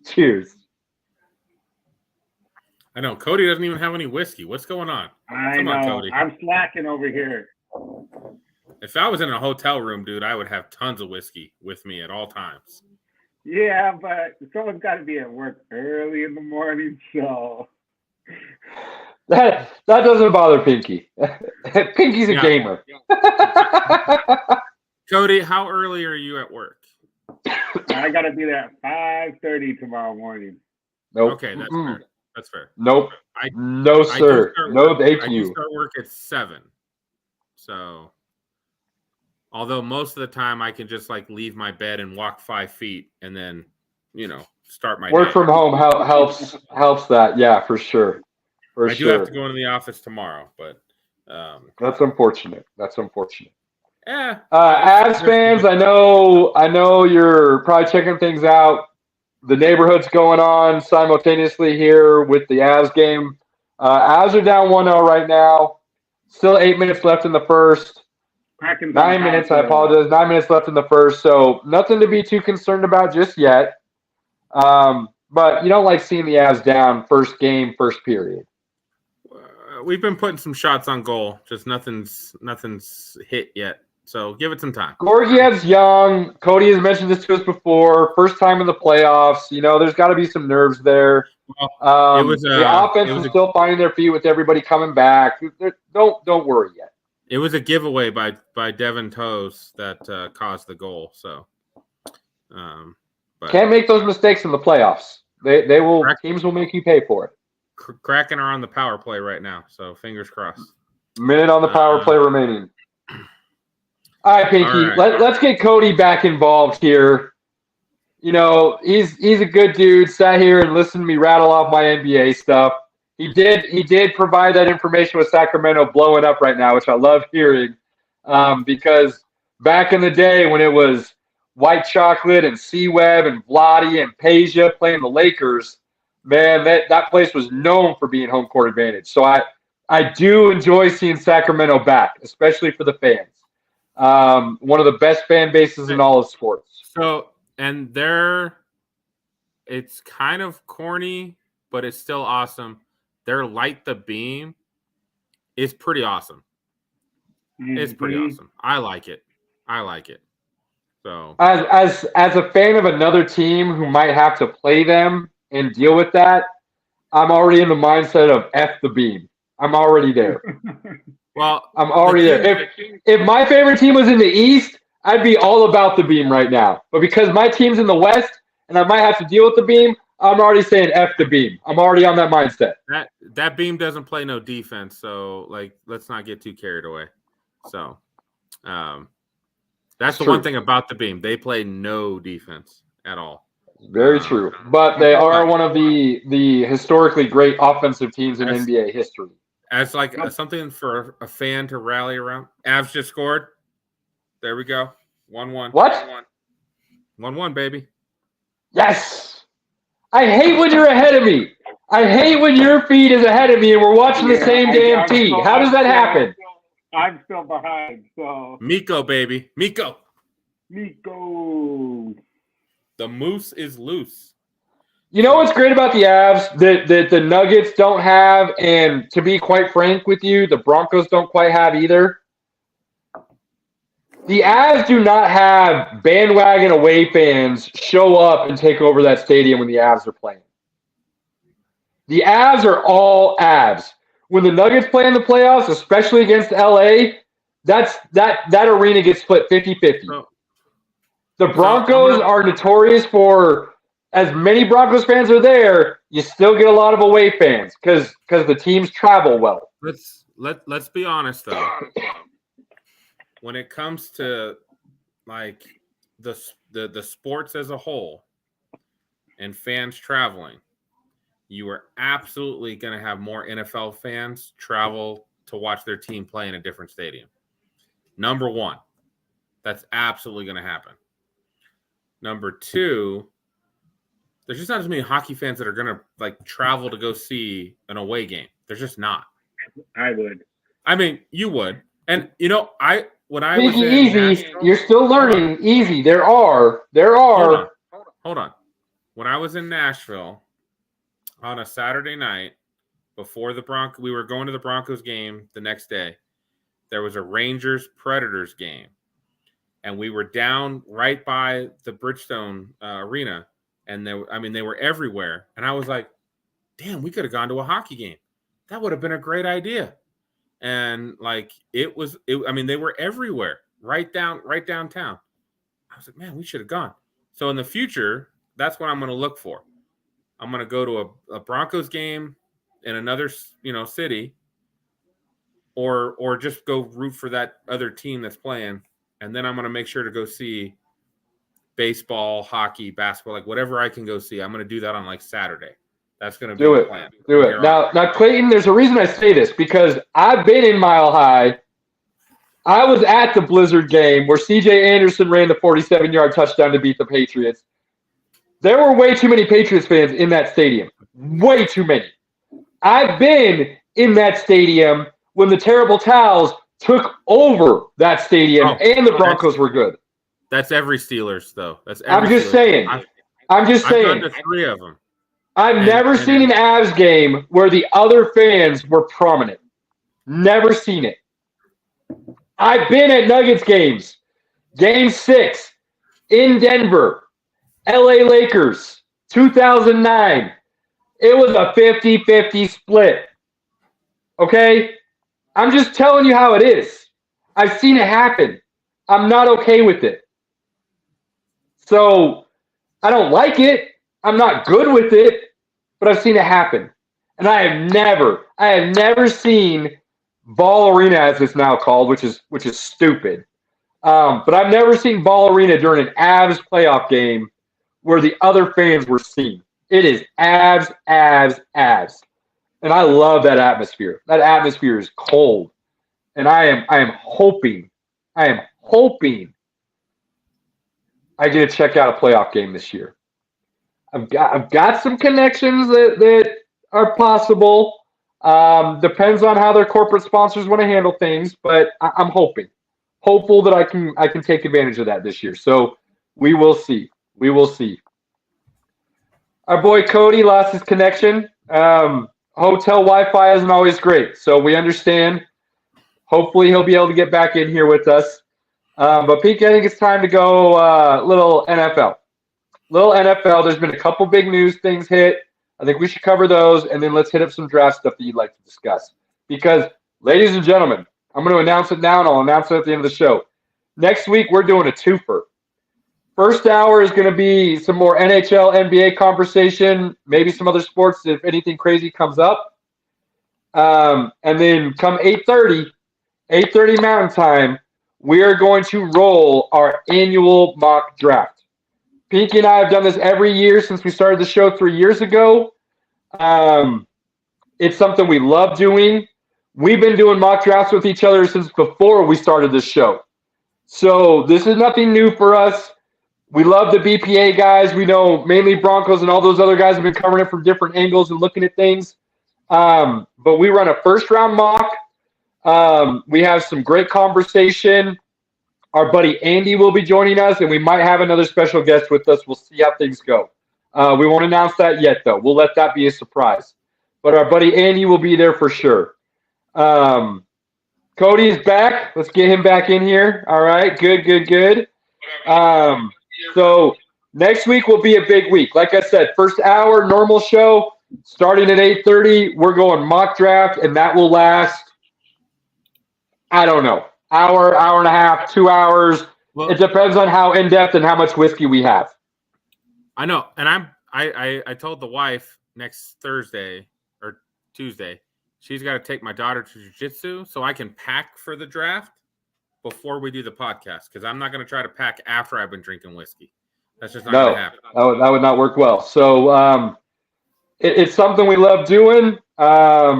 So hopefully we can provide you some analysis. I have a tendency, I've been told, to do some crazy things when it comes to the NFL. My opinions are a little out there, I've been told at times. But, that's just because I'm not a big fan of the square peg round hole that is the NFL. And I like to think outside of the box where it actually makes sense to do things rather than force things down people's throats. So with that being said, be ready for next week. Pinky, what do you got for us this week? Well, I think we got to start, and we got to throw a big congratulations out to Jalen Hurts and his agent for getting a great contract extension hammered out, and I'm excited for him. I am. I think he's a guy that's been. He's worked his way, and he earned that money. I have not always been a Hurts supporter. No, you have not. There has been, his first 2 years. There were some moments, his first year specifically, there were some moments when he came in and played that you were like, whoa, wait a minute. This guy has some serious accuracy issues. He's put in a lot of good work.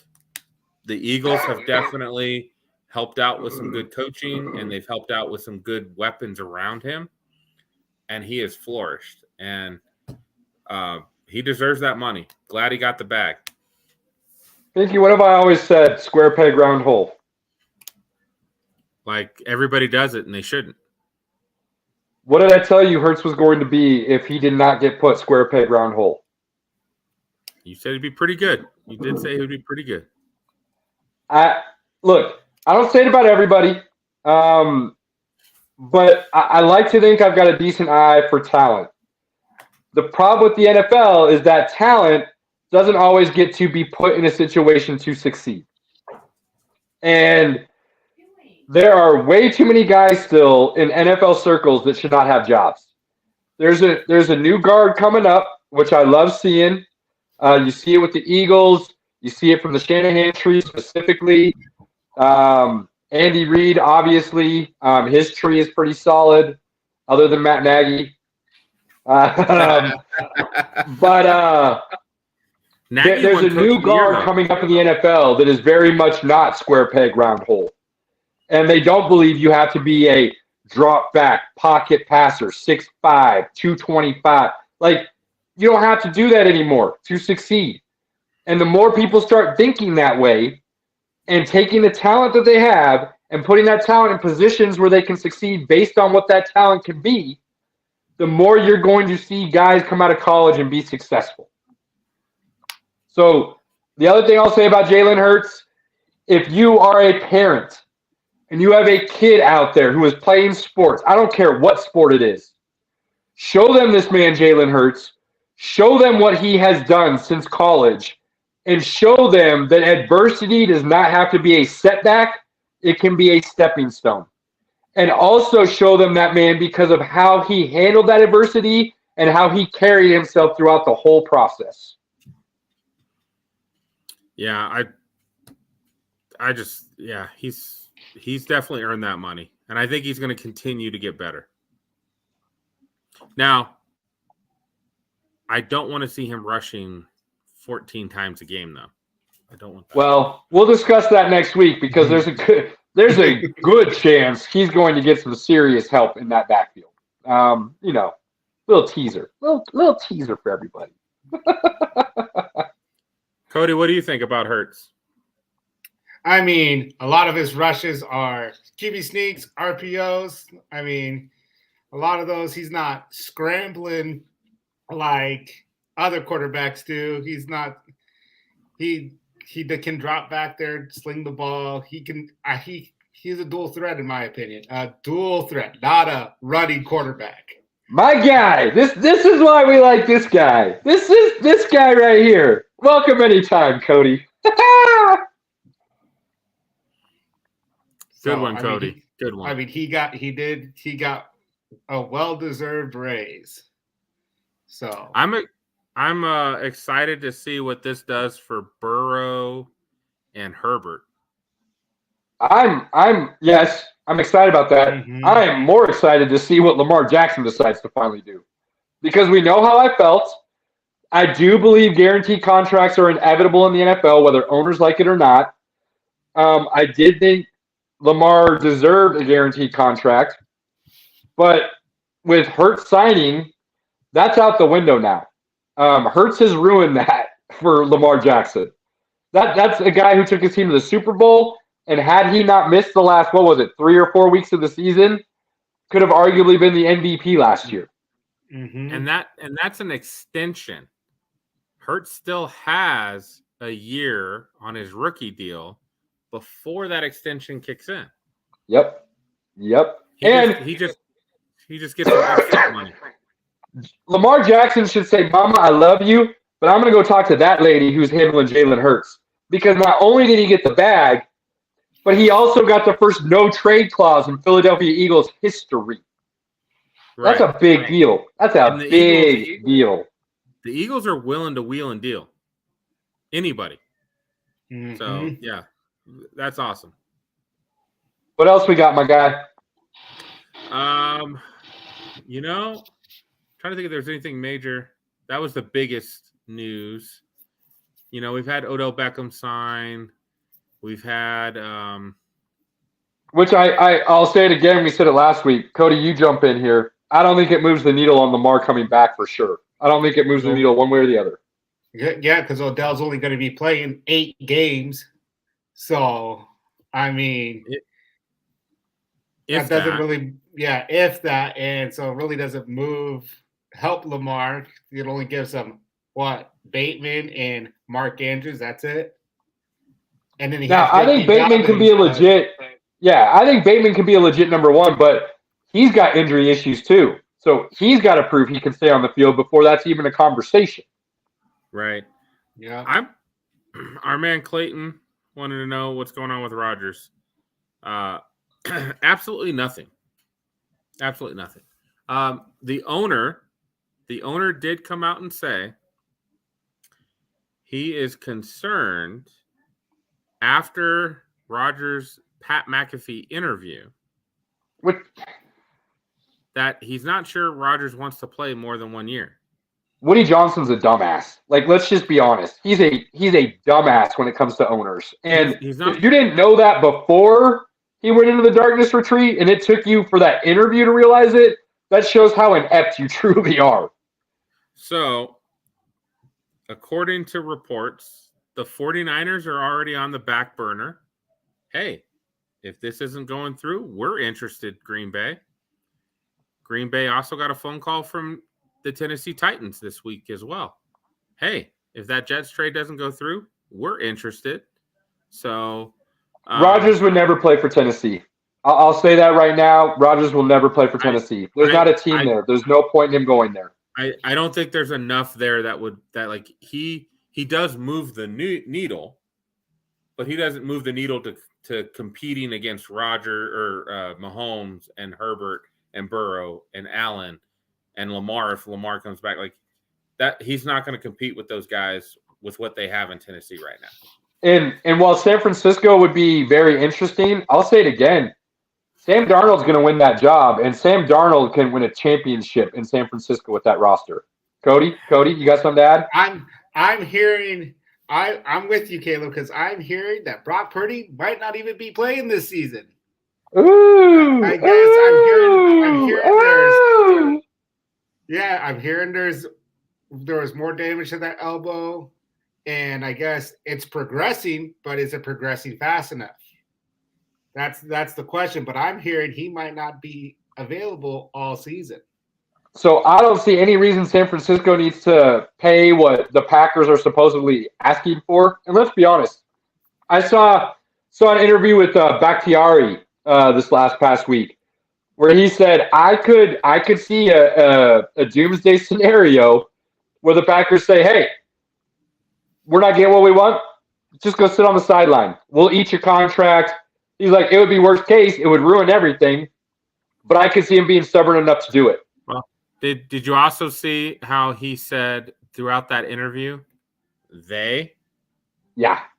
He kept saying they, like he wasn't even on the team anymore. Yep. I'm going to tell you right now, if the Packers do that, you will watch a great franchise fall into disarray. Because free agents will not, I guarantee you, will not go to play for Green Bay if they do Aaron Rodgers dirty like that. They don't sign free agents to begin with, bro. So I know. That's not a big change to their philosophy. The problem is they're going to have Jordan Love as a quarterback. That's the problem. Yeah, but I shouldn't have said free agents in the sense that guys coming in. I mean more in the sense that they're really good about retaining their own guys. And I don't think their guys are going to want to sign to stay long-term for an organization when they see how they did Aaron Rodgers, if that plays out.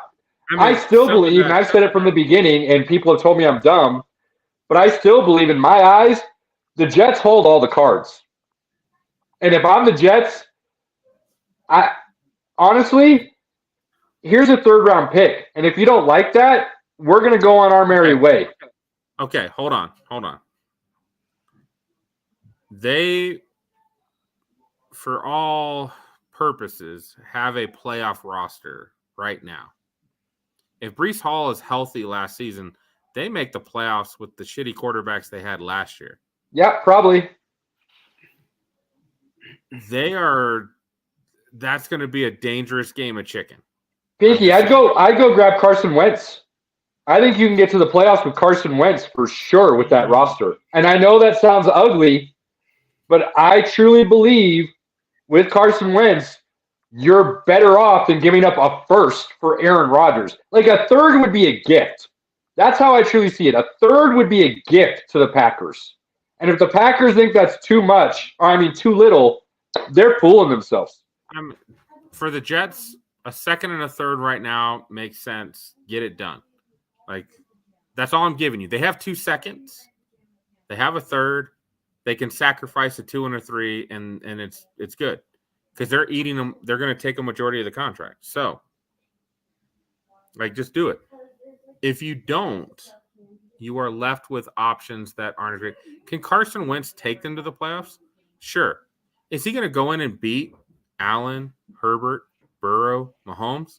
No. No, he's not. I would disagree. I would say Mahomes would be very dicey. I will agree with that. They beat Allen. If they have Wentz last year as their quarterback, they beat Allen. Shit, Skylar Thompson almost beat Josh Allen and the Bills in Buffalo. And we're not even talking about Miami. Miami's a team you got to compete with too. So again, the Jets are playing a dangerous game of chicken. I would play that game of chicken if I was the Jets all day long, and I would force the Packers to say, you know what, we're going to eat that. The Jets are in a serious situation of we are screwed if we don't get this done. Period. You know the other thing the Jets could do, in all honesty, the Jets could trade up.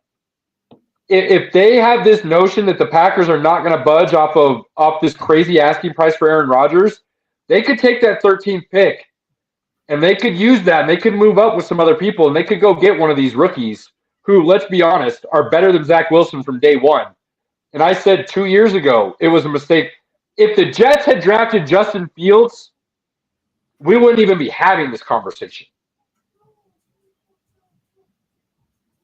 Instead, they chose Zach Wilson. Zach Wilson's pretty poor, so I can't even say you're wrong on that. I know. That's why I said it. It's the one time you're not going to be able to disagree with me on Justin Fields. But seriously, if you have Justin Fields right now, you're not going out and trying to get Aaron Rodgers. And with those weapons that they have, you're loading up that offensive line, maybe another wide receiver in this draft, and you're rolling. So the only reason the Jets are in this position to begin with is because they chose terribly wrong 2 drafts ago.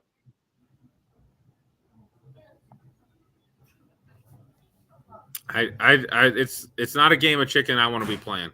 I'd want to get this done. Clayton, I agree. I think there is some things that Love has shown to where if he's the full-time guy, you could see, I'm not going to say Rodgers, but you could see something along those lines where he can come out after sitting 3 years and play well. Not at an all-pro level by any means, but I think, Pinky, I'm going to say it now. I think Love can get the Packers to the same record they had this last year. I don't think so. I just don't. I watched them play. Like, the consistency's not there. 7-10, 8-9. I don't think that's out of the question at all with that roster. If they had anything on offense, like, they would have been in the playoffs.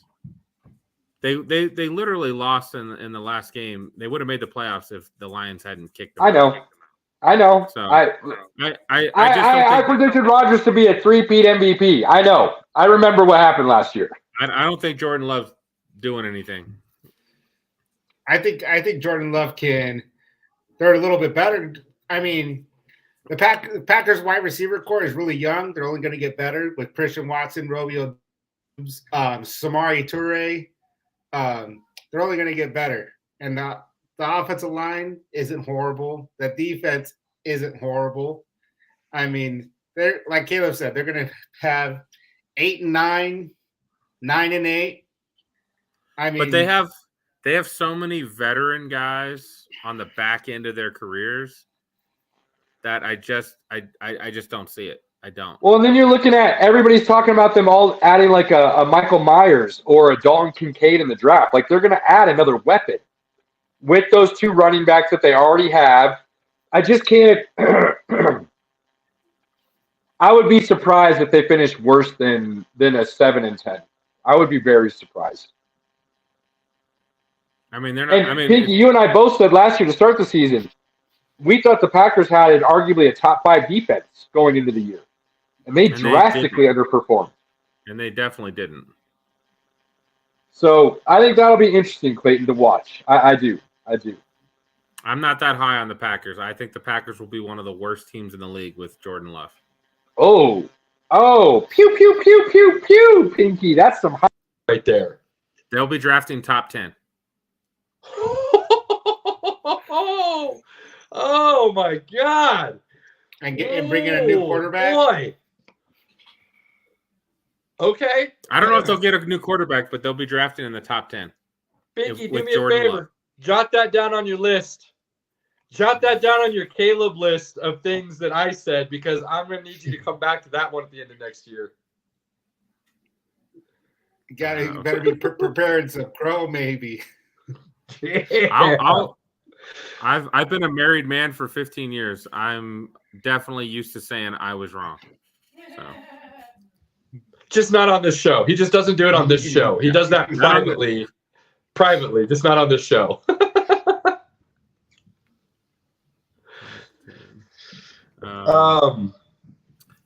So, draft-wise, the big news that's kind of been out there this week, two things that have come up in the last couple days. Bryce Young has canceled all of his other pre-draft visits. Clayton, the wife, listens to me while I'm on the podcast. She likes to comment randomly. So that's what she had going. Yeah, she'll pop in every once and again to make sure she keeps us honest. And then yeah, so it's likely he's going number one. I mean, that's really how it's looking right now. The betting odds have him at like -1,000 now. Yeah. To go number one. So I heard something today or yesterday that really got me thinking. And I've never been against Bryce Young. I think him or CJ Stroud was a coin flip. But something that really got me thinking over the last couple of days that I heard actually came from the Texas head coach, I believe, Steve Sarkisian. And he said Bryce Young is Steph Curry on grass. Right. Yeah. And I started thinking about that, and then going back and remembering the games I watched last year with him playing, and that hit hard, to be perfectly honest with you. That hit real hard. It has, in my personal opinion, that comment got me thinking to the point where I have moved him up as the favorite for the number one. I just, and I hate to blame this on Tua, but I mean, Tua at this point in his career is one of the most accurate quarterbacks in the NFL. But at his small frame and stature with 300-pound dudes landing on you, he can't stay healthy. I have that concern. So here's what I'll say about Tua, and Cody, jump in after this. Tua's one of those guys that, and he had this issue in college, he's the RG3 style. He just doesn't know how to avoid the big hit or how to fall without taking the full impact, like a Jalen Hurts or a Lamar Jackson. He just doesn't have that innate ability, and it's cost him, obviously, last season. So Bryce Young, I can't say that he's got that innate ability or he doesn't. He's kind of right in the middle right now, in my opinion, based on what I've seen from him. But he does have an ability to maneuver within the pocket to avoid the big hit. So I can't say he can avoid the big hit when it comes to falling, unlike Tua, but he does have this crazy innate ability to move within the pocket to avoid that big hit. So I'm not as concerned about his small stature as you might be. Cody, any thoughts there?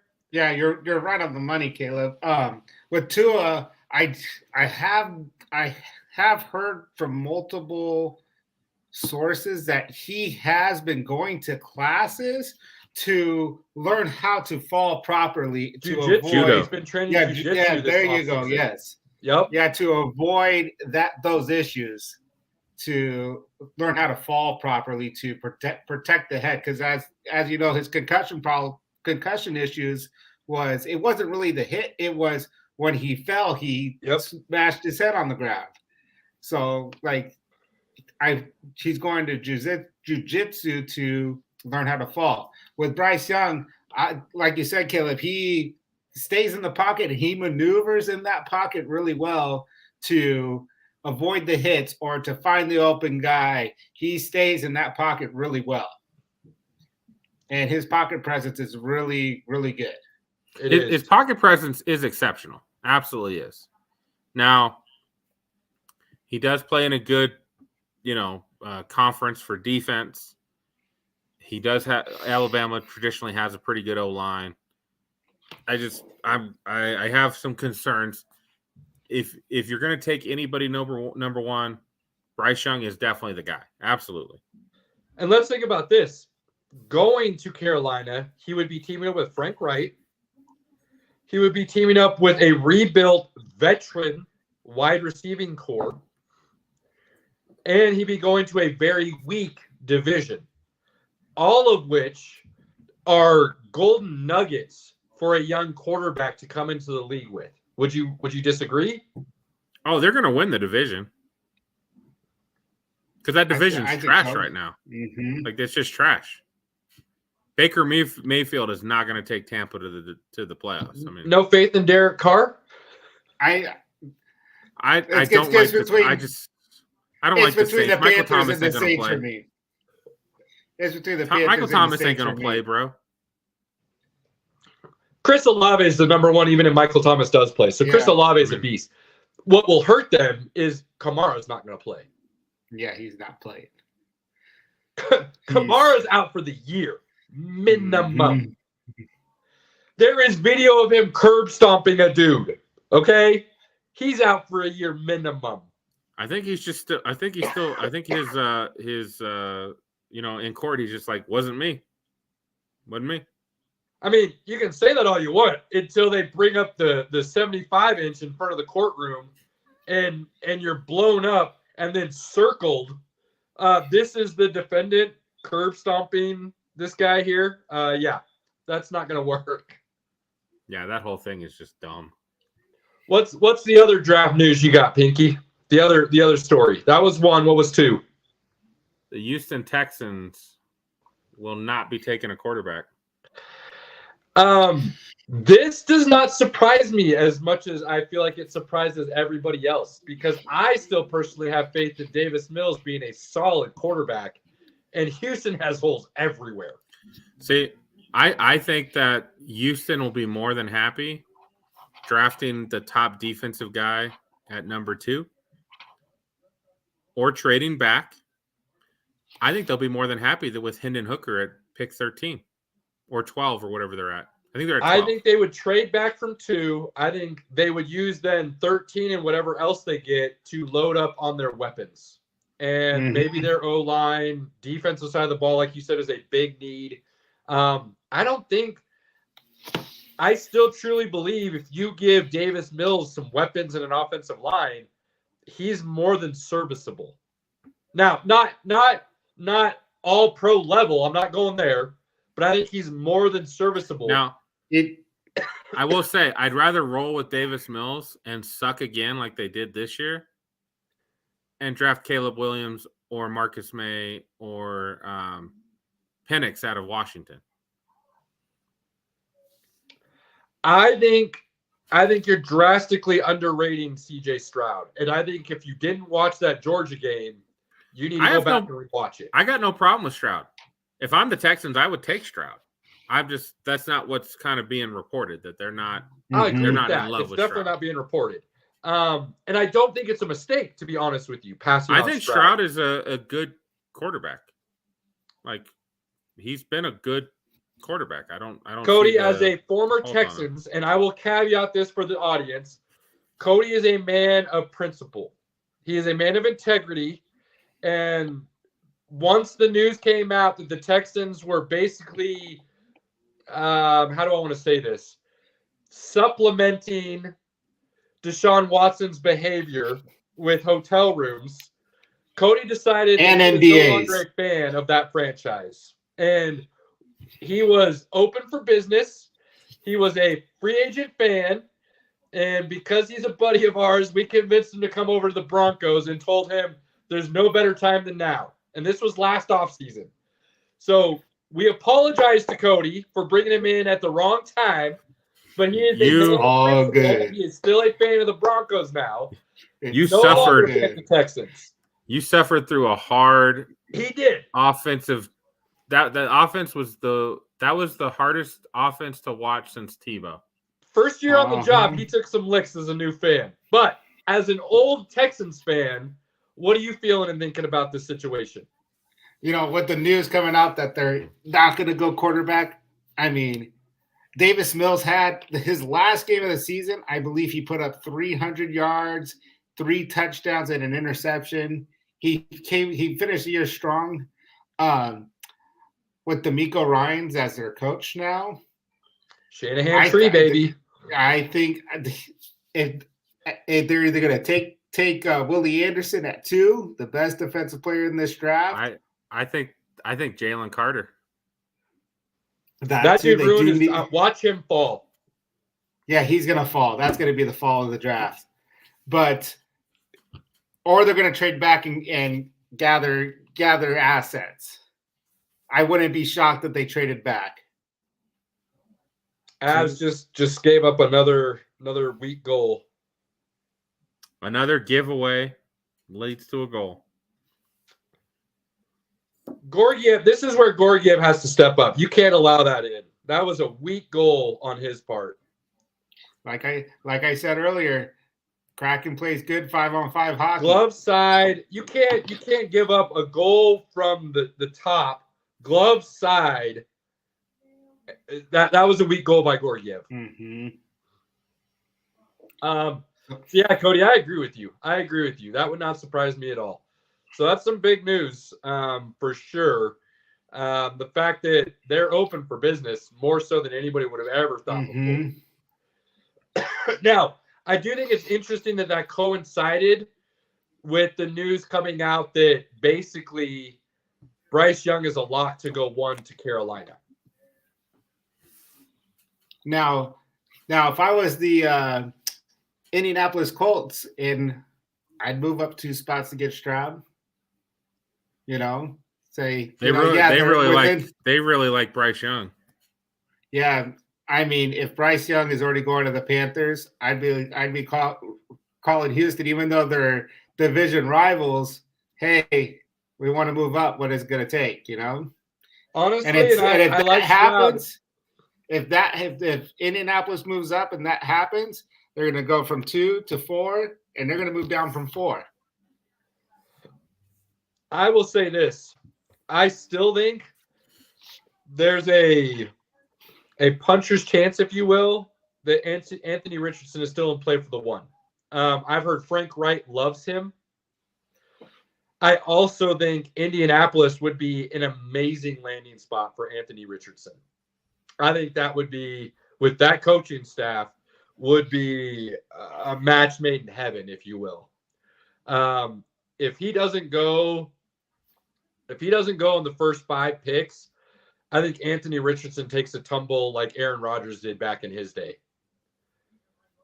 So that, I think, is going to be very interesting to keep an eye on. I mean, that's where the guys with 2 picks maybe come back, and then you're talking maybe the Lions grabbed Richardson, or I don't think he makes that out of the top 20. I don't. Well, Rodgers was what, pick 20, wasn't he? He was 24, I think. Yeah, 24. Okay. Well, let's be honest. 20 would still be a fall. So compared to, him being talked about being one of the top 4 picks, that would be a fall. So it would be interesting to see. I also think Will Levis takes a bit of a fall. I think he goes outside the top 10. I don't think so. I think all 4 guys are getting drafted in the top 4 or top 10. We'll see. We'll see. So the one thing that Will Levis has is he's smart, he's got a cannon. He is. Oh, and he likes mayonnaise in his coffee. Yeah, okay. He likes mayonnaise in his coffee. And he eats bananas with the peel on. Yeah, he's a weird dude. I didn't say he wasn't weird. I'm just saying he is smart and he's got a cannon. So. Is he, though? Because that dude's turnover prone. If you watched him play, he is turnover prone. Look, bro, anybody's going to be turnover prone playing behind that shitty O-line in Kentucky and playing for Kentucky. Okay? I don't know, man. I don't know. Hey, Pinky. Josh Allen was turnover prone. Josh Allen had 0 accuracy in Wyoming, but he played at Wyoming. If Josh Allen played, Will Levis plays with all-stars compared to what Josh Allen had at Wyoming, bro. He plays with an upgrade for sure, but Kentucky's the whipping boy of the SEC. whoever takes Will Levis is going to be developing him, no matter what. He's not a start right away guy. He's very raw. I'll tell you what, Pinky. I'll tell you this. If Josh McDaniels doesn't take Will Levis, he falls outside the top 10. I don't know. I could see Atlanta going there. Are you really excited about Desmond Ridder? I like Desmond Ridder more than I like Will Levis, to be perfectly honest with you. Based on what I saw from both of them in college, I like Desmond Ridder more than I like Will Levis. I'll be honest. Any of the teams that are in the top 10, I would probably rather just like suck this year and get one of the top 3 guys for next year. That's my opinion. But I will say, just because you have a kid, it doesn't mean you know how to use it. True. Absolutely true. I'm just saying he has skills that people covet. Well, that's that square peg round hole shit that I keep talking about with the NFL. So I just think that all 4 quarterbacks always go earlier. The hype on Richardson is really high. Like most people say, like if Richardson hits, he's actually the best lottery ticket of this draft. So I mean, the ceiling for him is just is. It's higher than anybody else by a lot. Now the floor is a lot lower as well, so that's where that concern comes into play. I mean, I can see him just being, to me, with his speed, his size, his strength.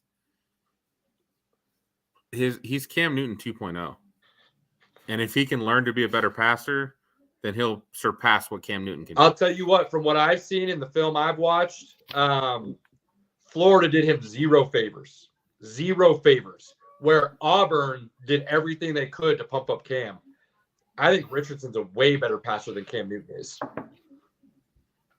Or was, I should say. And Cam came in the league and threw, 4,000 yards his rookie year? He did. But still blows my mind how the hell that happened. Well, if you remember, all of his receivers were over 6'5".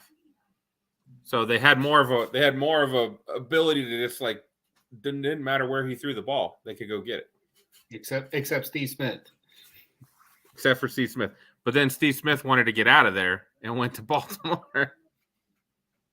I mean, that should tell anybody that's a Cam fan all they need to know about Cam. If you have a great receiver, say, I don't want to play with this dude.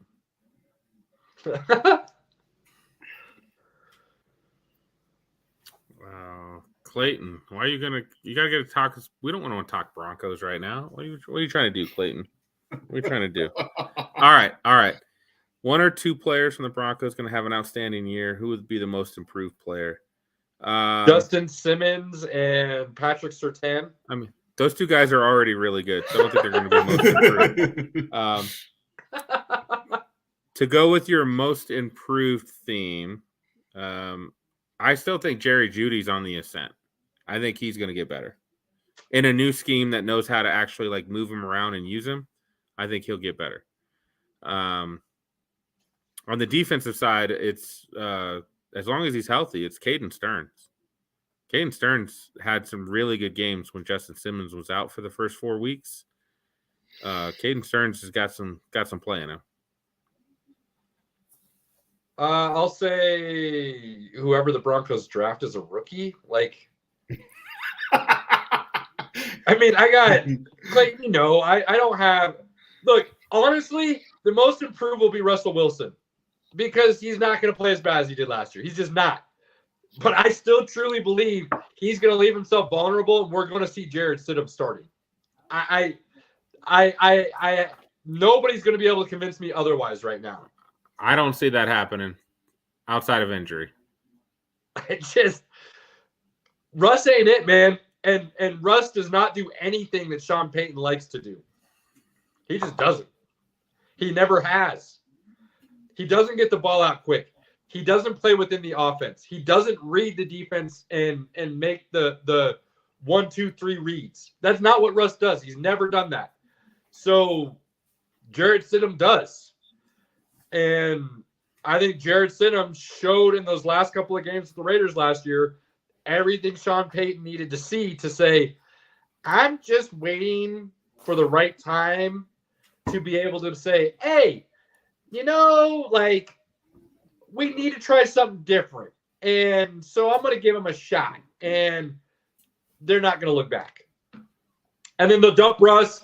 They'll find a new QB in the offseason. Jared Stidham is not the long-term solution by any means.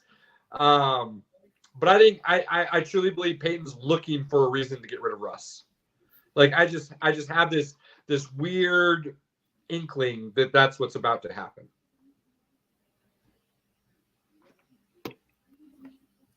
And I'm going to be sitting on that lonely island all season. I might be on there with you, Yes. Caleb. I don't see it that way, but again, I don't have that half glass full like you do. So it's not a glass half full, Pinky. It's not a glass half full. I'm really trying to be not glass half full. It's just when I look at the situation and the reality of what's happened already, I'm not seeing. I had the Broncos winning the division with you last year. Like, before the season started, I was all in. They were going to be like 13-4, win the division, go to the AFC Championship game. Like, I was there. And that's without me being a big Russ guy. Hey, I didn't like Russ. I didn't like the trade. But I still saw the Broncos doing well. And that blew up in my face. And the more I look back on it, the more I say, I can't be as orange. As bad as it was, 8 games last season were decided by less than 7 points. And they were decided at the end of the game. If those games flip the other way, we're a playoff team. Well, we still have Hackett if that happened. But yeah, but we also played one of the weakest schedules in the entire NFL last year. And we still play one of the weakest schedules this year.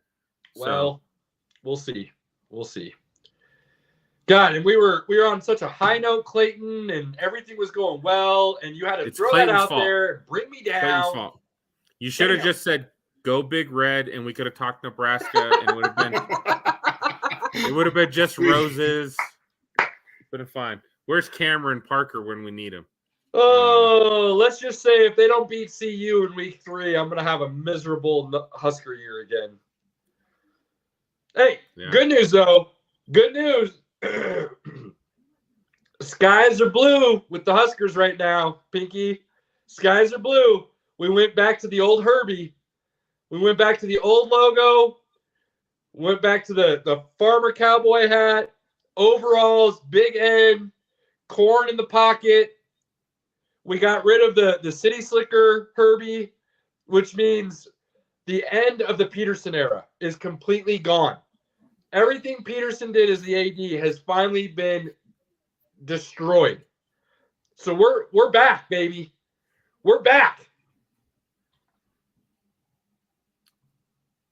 I'll wait till I see it, though. You tell me they're going places every year. The curse is gone. The Peterson curse is gone. No more Bill Callahan. No more ruining tradition and programs. And we're back. Okay. Positive note. Get out of here with that nonsense. Cody, it's always a pleasure, my guy. Thanks for sticking around and hanging out with us. Any final thoughts? Thank you for having me. It's always a pleasure talking with you fellas, chopping it up. Pinky? I'm going to steal your line because I just think it's really important. Make sure to talk to your loved ones, reach out to your buddies, the guys you care about, let them know you're thinking of them, chat with them. You don't get to see your friends all the time, but sometimes it's easy to just send a message like, hey, man, how you doing? Get that out there. Show them that love. We all need that encouragement. So, love it. Pinky stole my ending. Well done. I'm getting through to the guy. I'll take that. Love it. Cheers, everybody. We appreciate you. Like, subscribe, share, do all the good stuff. Support us. It means more to us than you'll ever know. Next week's going to be a big one. It's going to be a big one. We It's a long appreciate you show. all. It's a long show, guys. Buckle up. Be ready. Like I said, first hour is going to be regular sports nonsense whiskey. Starting at 8:30, we're going draft, and our mock is going to go down. So come and stay for the whole thing. Pop in and out. We don't care. Love you guys all. Peace. We're out.